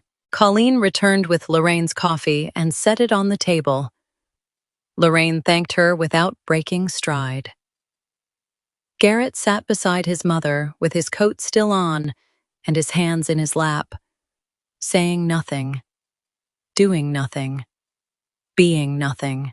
When Lorraine finished, she folded her hands and looked at me with the expression of a woman who had just delivered a closing argument and expected the jury to agree. I opened the manila folder. "Colleen," I said, "would you mind confirming the total amount of the proposed loan?" Colleen glanced at Lorraine, then at the file on her side of the table. She opened it. "The total refinance amount is $158,000, she said. The number landed in the room like a stone dropped into still water. Brennan, who had been leaning against the wall with his arms crossed, straightened. He looked at his grandmother. He looked at the loan summary Colleen had placed face up on the table. He looked at the number. I had expected to enjoy that moment, watching the figure register on his face, watching the confusion sharpen into something harder. I did not enjoy it. Mostly, I was tired. But tired and right is still right. "I thought this was for the roof," Brennan said. I slid the contractor estimate across the table. The roof repair was quoted at $24,000. Brennan read it. then looked at the loan summary again, then did the math the same way I had done it 2 days earlier at my kitchen table. "What's the rest for?" he asked. He was looking at Lorraine. "There are other expenses," Lorraine said. "Debt consolidation, maintenance, things you wouldn't understand because you've never owned property." "How much is the cash out?" Brennan asked. Colleen answered before Lorraine could redirect. "Approximately 32,000. Brennan turned to his grandmother again. "What's that for?" "Expenses." I reached into the folder and pulled out the printout the photo Brennan had sent me on Christmas Eve, now printed on clean paper. The Scottsdale real estate email. The seasonal condo listing. The reservation deposit. The handwriting at the bottom in blue ballpoint. I placed it on the table beside the loan summary and said nothing. 2 pieces of paper on a conference table. One from a credit union in Bozeman. One from a real estate agent in Arizona. And a single number appearing on both like a fingerprint at 2 different crime scenes. Brennan read the email. He read the deposit amount.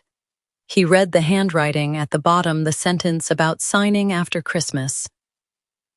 He set the paper down and pressed his fingers against his forehead, the way his father did when he was trying to hold something inside his skull. Lorraine watched him read it. Then she tried one last wall. "This is what she does," Lorraine said, gesturing at me without looking at me. "She has to make everything into some investigation.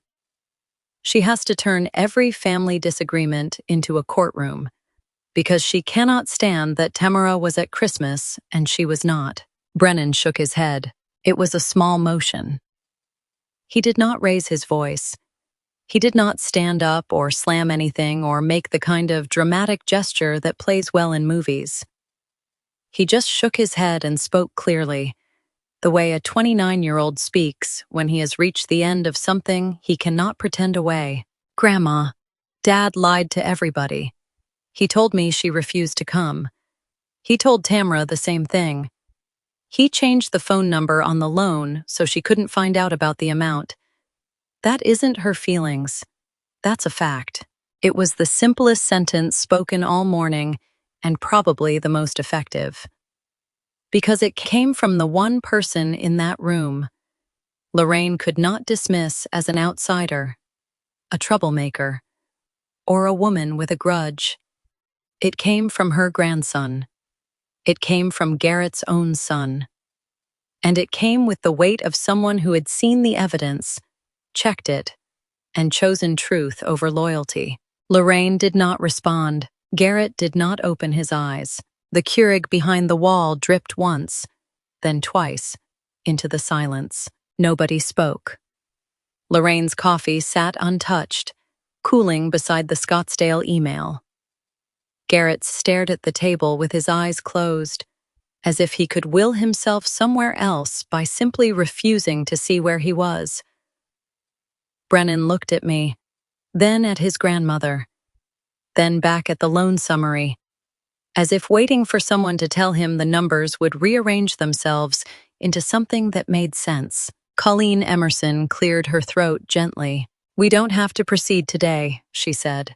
Colleen's offer hung in the air like a life raft nobody wanted to reach for. "We don't have to proceed today." 5 people sitting in a beige conference room on the day after Christmas, and not one of them moved. I reached for the pen. It was sitting on the folder next to the signature page, a black ballpoint with the credit union logo on the barrel. I picked it up. I felt the weight of it. Maybe half an ounce. It felt like a mortgage. Everyone watched. Lorraine's chin lifted slightly. Garrett opened his eyes. Brennan's arms unfolded. Colleen's hand hovered near the folder, as if preparing to open it to the right page. I set the pen down. I slid it back across the table toward Colleen without uncapping it. "I will not sign for $158,000, I said. That was never the agreement. My name will not go on a loan that includes a cash-out deposit for a property nobody told me about. The words came out level, not angry, not triumphant, just clear, the way a sentence sounds when you have practiced it in your head for 2 days and finally get to say it in the room where it belongs. Then the roof collapses, and that's on your conscience, Lorraine said. I'll contribute directly toward the roof repair. The amount we originally discussed. Paid to the contractor, verified by Colleen if you want a third party. Not a dollar of that touches Arizona. Lorraine stared at me. I could see her recalculating, not reconsidering, never reconsidering. Just rerouting to the next pressure point the way she always did. You planned this, she said. You came here to embarrass me in front of a bank employee. I didn't bring Scottsdale into this room, Lorraine. You did. You wrote the note. You arranged the deposit. You hid the email between 2 electric bills and assumed nobody would look. Nobody slammed anything. Nobody raised a voice. Nobody stood up or walked out or made the kind of scene that makes a good story later. That is how you know it was real. Real things end quietly. They end with a loan officer sliding unsigned papers back into a folder and the clasp clicking shut like a small final punctuation mark. I'll hold the file, Colleen said softly. You all know where to find me. Lorraine picked up her purse. She stood with the posture of a woman who had lost a vote, but would never admit the count was fair.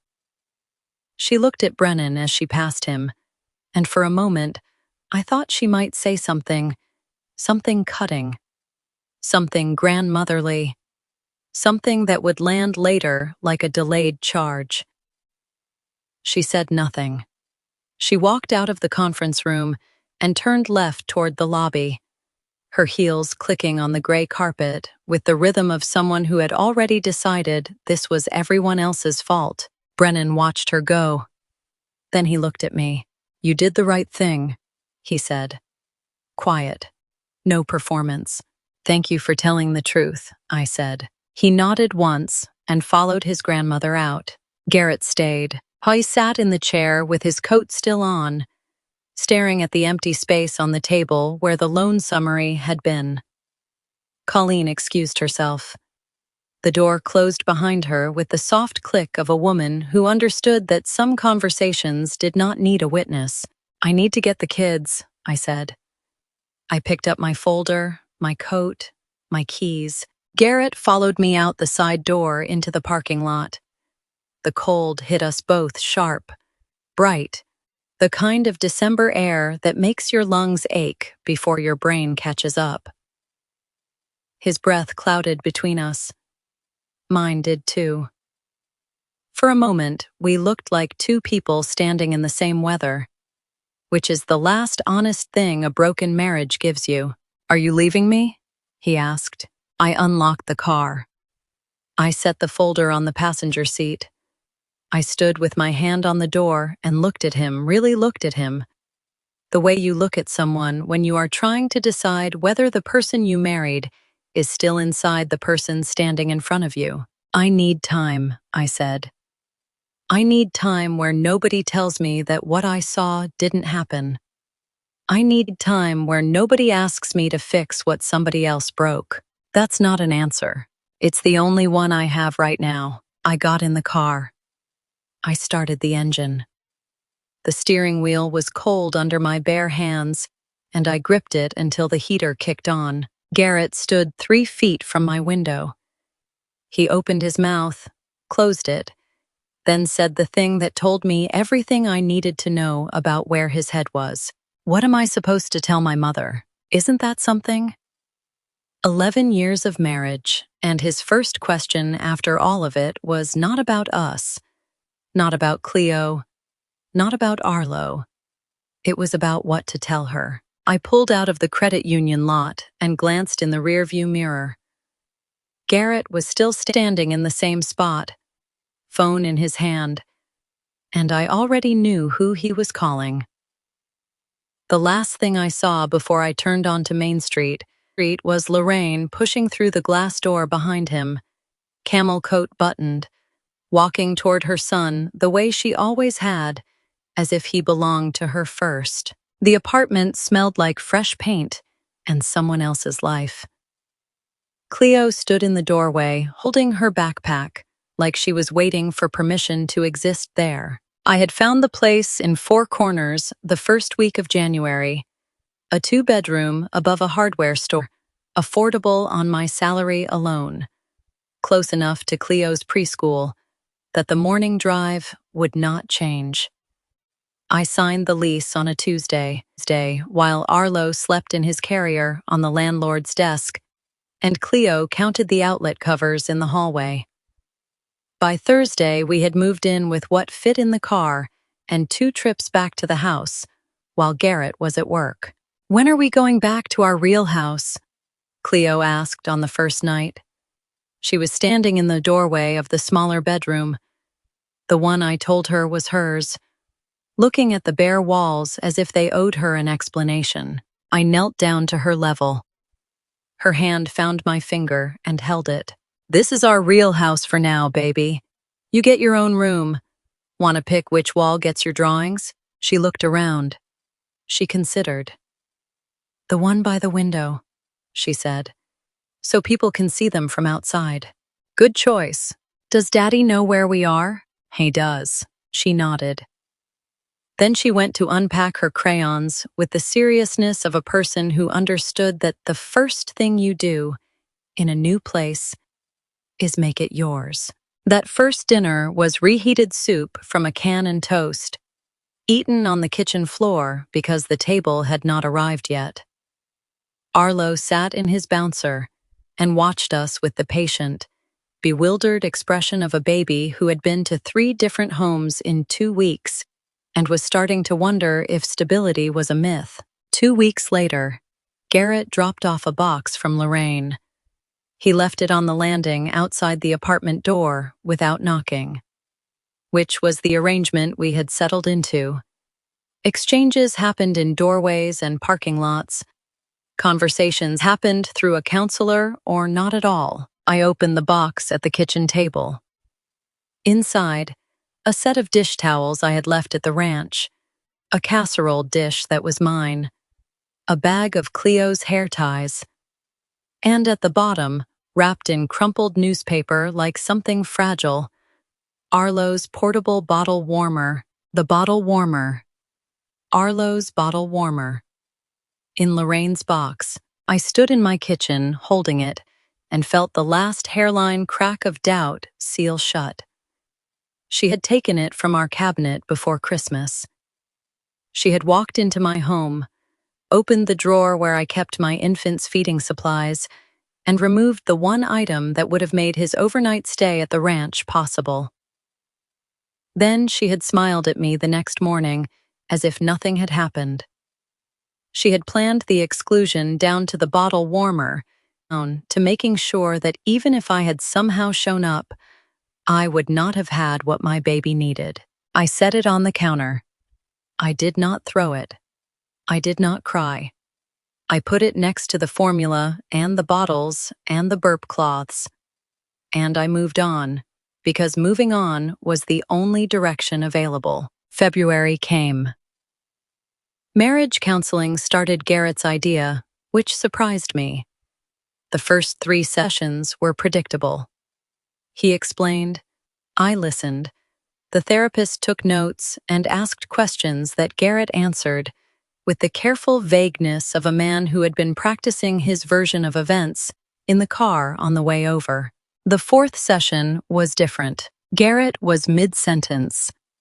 Something about communication styles and how he had felt excluded from financial decisions when the therapist interrupted him. She was a calm woman in her 60s with reading glasses on a chain, and she had been patient for 3 weeks. She was done being patient. "Garrett," she said, "do you want Margaux to understand why you did it, or do you want to take responsibility for doing it?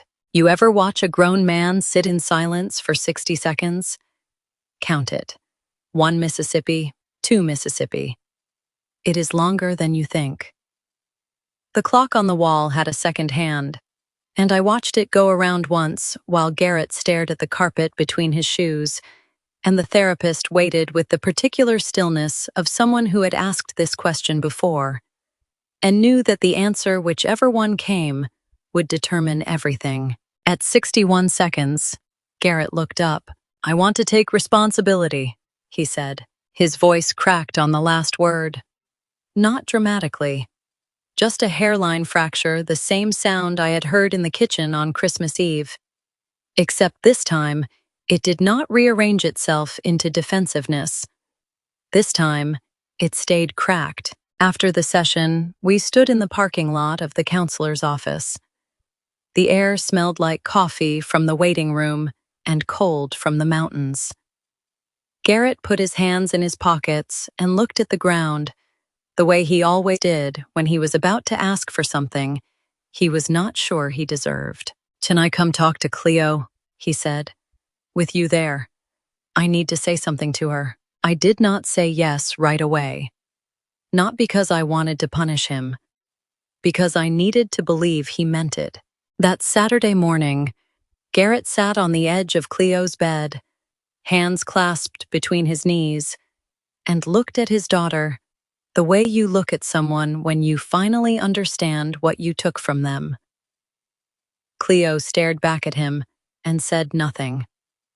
She was waiting the same way I had been waiting for 11 years. Garrett did not stay on the bed.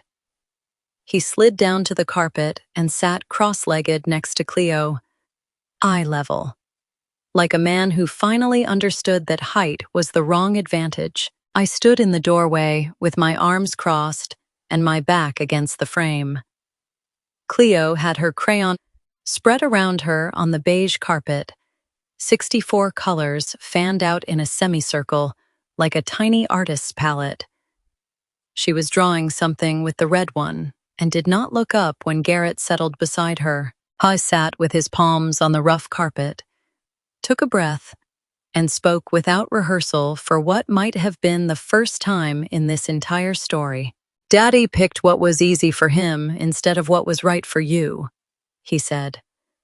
"That was wrong, and I'm sorry." He did not over-explain.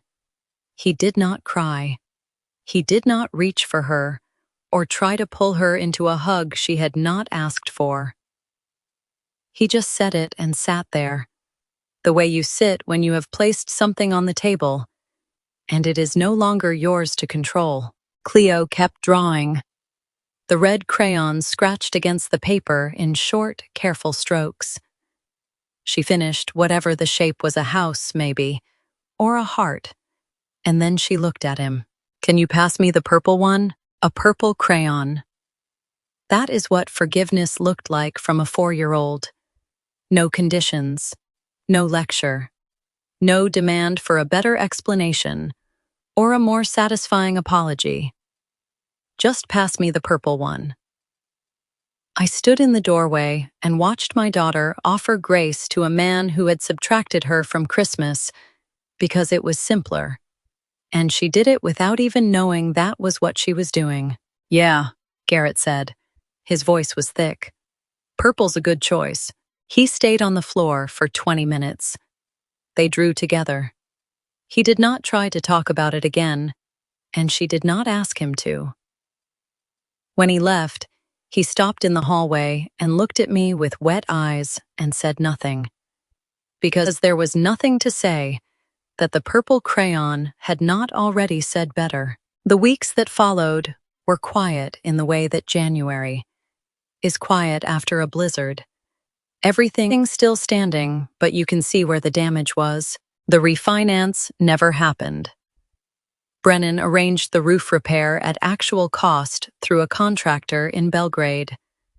I paid my originally promised share directly, a check, written to the roofer, not to Lorraine, not through any loan. The Scottsdale condo deal disappeared the way bad ideas disappear when the money behind them evaporates. Nobody mentioned it again. Nobody needed to. Lorraine's texts arrived like weather, unpredictable, bitter, and impossible to argue with. They came in clusters, usually late at night, usually after wine. One said, "I hope someday you understand what you've taken from me." Another said, "Your children will learn who you really are." A third, sent at 11:47 p.m. on a Tuesday. "You have ruined this family. You know what Lorraine never texted? Not once. In 6 weeks of messages? I'm sorry about Cleo. Not once. I read them. I did not respond. I made chamomile tea that went cold on the counter while my phone buzzed, and I let the messages pile up like evidence I no longer needed to collect because the case was already closed. Brennan called in late March. "Roof's getting done," he said. "Grandma's not happy, but it's getting done." "Thank you, Brennan. She'll come around, maybe, eventually. She doesn't have to come around. She just has to stop texting me at midnight." He laughed. It was a tired laugh, but it was real. The texts stopped in early April. 2 weeks of silence. Then Garrett called on a Wednesday evening while I was washing Arlo's bottles at the kitchen sink. "Mom called," he said. His voice was careful, the way it had been since counseling measured, choosing words like someone walking through a room with too much furniture. "She wants to know if she can come see Cleo and Arlo." I turned off the faucet. Water dripped from my hands into the sink. Did she ask for me or for access? A pause. The kind of pause that tells you the person on the other end is deciding between the comfortable answer and the honest one. "She asked about the kids," Garrett said. I did not pressure me. He did not say she deserves it, or she's 72, or think about the kids. He just relayed the message and waited. That was new. That was counseling working.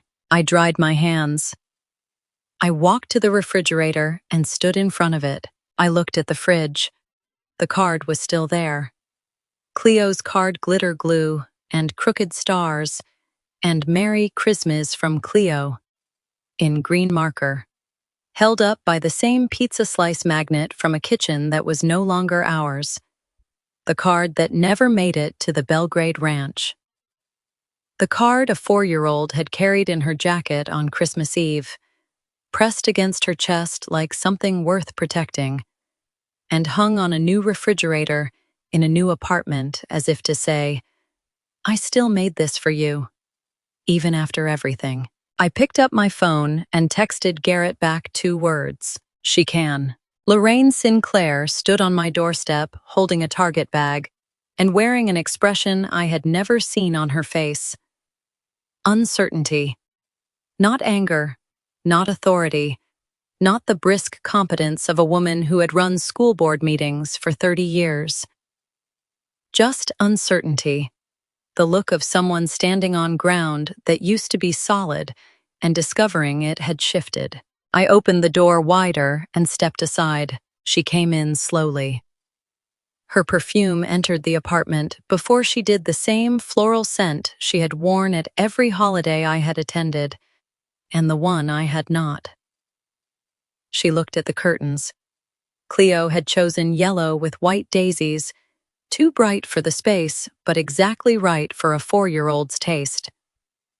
She looked at the drawings taped to the kitchen wall. "You've done a nice job with the place," she said. "Thank you." Cleo picked the curtains. She always did have strong opinions. Lorraine handed me the Target bag. Inside was a stuffed bunny for Arlo, soft, white, still tagged. I thanked her and set it on the counter. For 20 minutes, we orbited each other like diplomats at a border crossing. She sat on the couch. I made tea. She asked about Arlo's teething. I answered. Everything was civil. Everything was measured. Nothing real had been said. Then Cleo's bare feet came padding down the hallway. She came back holding the card. 4 months old. Glitter half gone. one corner bent from living in a backpack, then a jacket pocket, then a refrigerator door. My daughter had carried that card since December through a parking lot, a car ride to Livingston, a guest room at Simone's, and finally onto a new refrigerator in a new life. She walked straight to Lorraine and held it out. "I saved it for you," Cleo said. "You didn't get it at Christmas." Lorraine did not reach for it right away. I think she was afraid of what she would feel when she touched it. "You kept this all this time?" Cleo nodded. "I made 4 people because there's 4 of us. See, that one's you." Lorraine took the card and opened it. The crooked green tree. The gold star stickers peeling at the edges. 4 stick figures holding hands, drawn in wobbly green marker with tears in the paper where the dots had been pressed too hard. "Merry Christmas from Cleo." Her hand trembled on the page. Her thumb touched the tallest stick figure and stayed there. You want to know what broke Lorraine Sinclair? Not the credit union meeting, not the Scottsdale email on the conference table. Not her grandson siding with the truth. A 4-year-old who saved her a Christmas card for 4 months and handed it over without a single condition. Lorraine did not apologize. Maybe she would someday. Maybe she would not. But she held that card with both hands and her chin dropped. And for one moment in my small apartment above a hardware store, the woman who had excluded my children from Christmas sat on my couch holding the evidence of what her granddaughter thought of her anyway. I said nothing. Some moments do not need narration. They just need a witness. She left after 40 minutes. She thanked me at the door. She did not hug me. She walked to her car carrying the card against her coat, the same way Cleo had held it against her jacket on Christmas Eve. I watched her taillights disappear and stood in the doorway until the only sound was clean laundry tumbling in the dryer down the hall. I closed the door. I sat at the kitchen table. The tea I had made for Lorraine sat untouched and cold, and the apartment still smelled faintly of her perfume. And for the first time in 4 months, I felt something that was not anger or grief or exhaustion, just quiet. The pen stayed capped, not because I could not sign, because my signature was never the thing that needed fixing. You can be generous without making yourself useful to people who do not respect you. You can forgive someone without handing them the same pen again.